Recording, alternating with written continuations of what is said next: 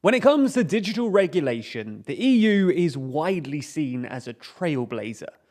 From the original Data Protection Directive all the way back in 1995 through to its beefed up successor, the General Data Protection Regulation, or GDPR, in 2016, it's clear that the EU has long been on the front line of the fight against big tech.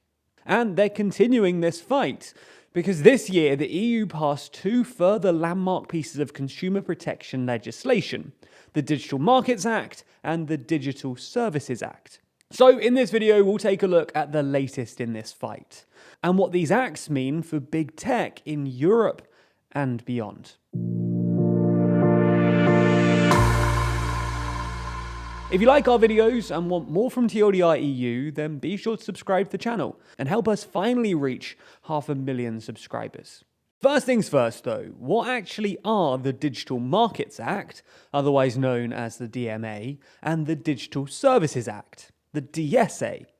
Well, forming part of the Digital Services Package, these two acts, according to the European Commission, have two main goals: to create a safer digital space in which fundamental rights of all users of digital services are protected, and to establish a level playing field to foster innovation, growth, and competitiveness, both in the European single market and globally.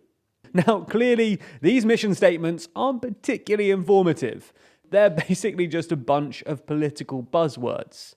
So to properly understand this legislation, we're going to have to explain their primary purpose, and then dive into the details of each one. And the primary purpose of both the DSA and DMA is to harmonise rules across the European Union. Currently, digital service providers in the EU have to deal with 27 different sets of national rules, regulations, and bureaucracy. The hope is then that these two acts will A, make it easier for small online platforms to scale up across member states, and B, make it easier for the EU to regulate tech giants that already operate across national borders, and who may or may not be twisting local rules to their advantage. So let's take a look at each act individually, starting with the Digital Services Act. The DSA will require online platforms to provide clear, easy ways to report illegal content, goods, and services, and place platforms under due diligence obligations, which basically means that they'll have to perform at least partial checks on the content hosted on their platform. Now, these obligations do vary a bit, and the largest platforms, where the EU claims the most serious harm already occurs, will end up facing the most stringent obligations. For instance, they'll be required to design their systems and algorithms to actively tackle disinformation. Platforms will also be required to explain any censorship decisions to their users, as well as providing some sort of appeal mechanism to users who disagree with a platform's editorial decisions. You get the idea then. The main purpose of the DSA is to make online platforms more responsible for the content they host, making them more like publishers rather than just passive hosting sites.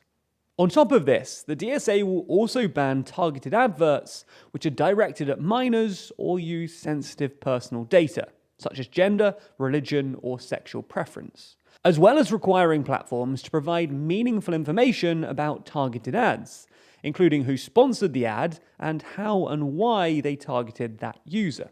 Finally, the DSA will also require platforms' terms and conditions to be understandable even to children. Now, while these regulations might sound like a costly burden on smaller firms, they're actually designed to ramp up depending on a platform's size and role in the online ecosystem. So-called intermediary services, for instance online service providers or domain name registrars, will face the least regulation, while quote, very large online platforms who are responsible for the internet's information ecosystem will face the very highest regulatory burden. So that's the Digital Services Act. Let's move on to the Digital Markets Act.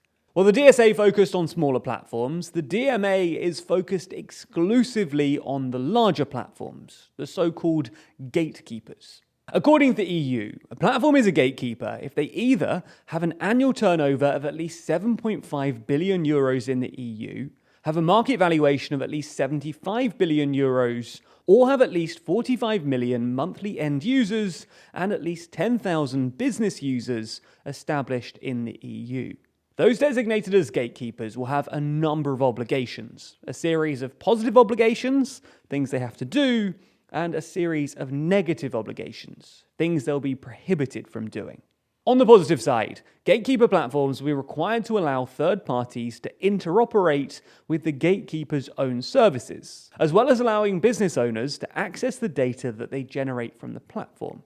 In practical terms, that means the likes of WhatsApp, Facebook Messenger, and iMessage will be required to open up their platforms and interoperate with smaller messaging services, which should allow users to better exchange messages between platforms.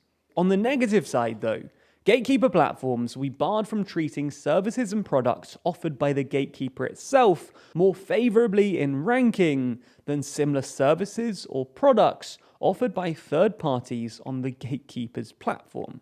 Which would mean, for example, Amazon couldn't unfairly promote their own products on their site. They'll also be banned from preventing customers from linking up to businesses outside of their platform, and from uninstalling any pre-installed software or app if they wish to do so. Failing to comply with these terms risks fines of up to 10% of the company's total worldwide annual turnover, a figure that's boosted to 20% in the event of repeated infringements. In the case of so-called systematic infringements, the EU will also consider additional remedies, including, quote, behavioural and structural remedies, a euphemistic reference to a forced breakup. But what does all of this even mean for tech giants now? Well, neither the DSA or DMA should come as much of a shock to most businesses. Proposals for a significant harmonisation of regulation in the digital space have been on the cards for years now, and the two pieces of regulation have actually been in negotiations for the past 2 years. The EU also has some form in this respect. Since the original Data Protection Directive back in 1995, and especially since 2016 and GDPR, the EU has been a prolific combatant against major tech firms.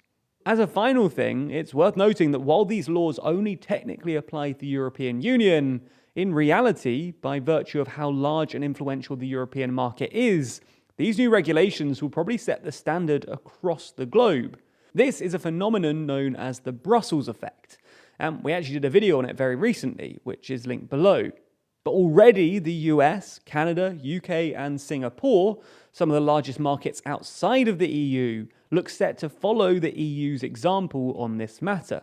Now, what impact all of this will actually have on big tech is yet to be seen, but it does look like governments are beginning to take the idea of internet regulation more seriously, and whether that's a good thing or a bad thing remains yet to be seen.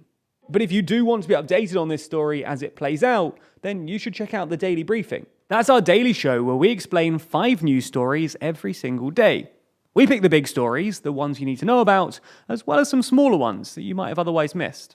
So if you want to be better informed about the world around you and news from all over the globe, then you really ought to subscribe. And it's only a few minutes each day, so what do you have to lose? We post a video version every weekday over on the TLDR Daily YouTube channel, so you can subscribe over there.